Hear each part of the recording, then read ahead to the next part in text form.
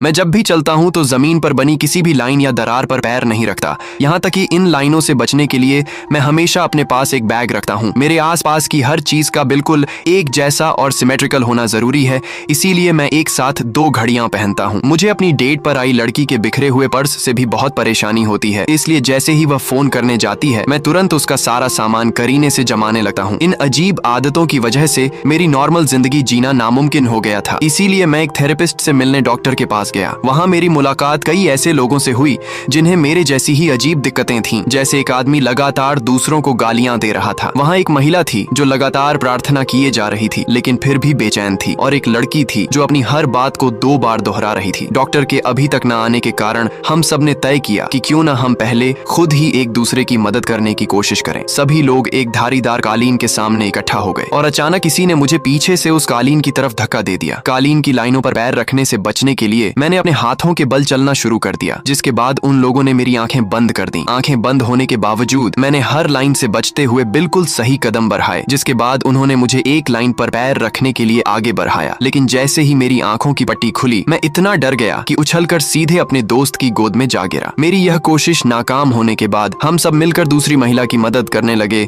जो दिन में सैकड़ों बार अपने हाथ धोती थी। वह महिला जिस भी चीज को छूती थी उसे तुरंत सैनिटाइजर वाइप्स से साफ करती थी और खुद को साफ रखने के साथ साथ वह रोज पूरे ऑफिस की सफाई भी करती थी। हमने उसे टॉयलेट सीट को छूने की कोशिश करने को कहा लेकिन वह ऐसा नहीं कर पाई। फिर हमने उसे सिंक छूने को कहा तो वह तब भी नहीं कर सकी। इसके बाद दाढ़ी वाले आदमी ने जबरदस्ती उसका हाथ पकड़कर सिंक पर रख दिया, जिससे उस चिपचिपे एहसास की वजह से वह बुरी तरह रोने लगी। उसने तुरंत अपना हाथ पीछे खींचा और फौरन हाथ धोने चली गई, जिससे हमारी ये कोशिश भी पूरी तरह नाकाम हो गई। इसके बाद अगली महिला की बारी आई जिसे हर सुबह हर एक चीज को बार बार चेक करने की बीमारी थी। वह लिफ्ट में चढ़ने के बाद अपने पर्स को चेक करने लगी और अचानक घबराकर वापस अपने घर की तरफ भागी, क्योंकि वह घर की लाइट बंद करना भूल गई थी। नीचे उतरने के बाद वह लगातार प्रार्थना कर रही थी, लेकिन जैसे ही बस स्टॉप पहुंची वह फिर से दौड़कर वापस घर गई और किचन के सारे ढक्कन बंद किए। कमेंट करो, पार्ट 2 वीडियो मिल जाएगी।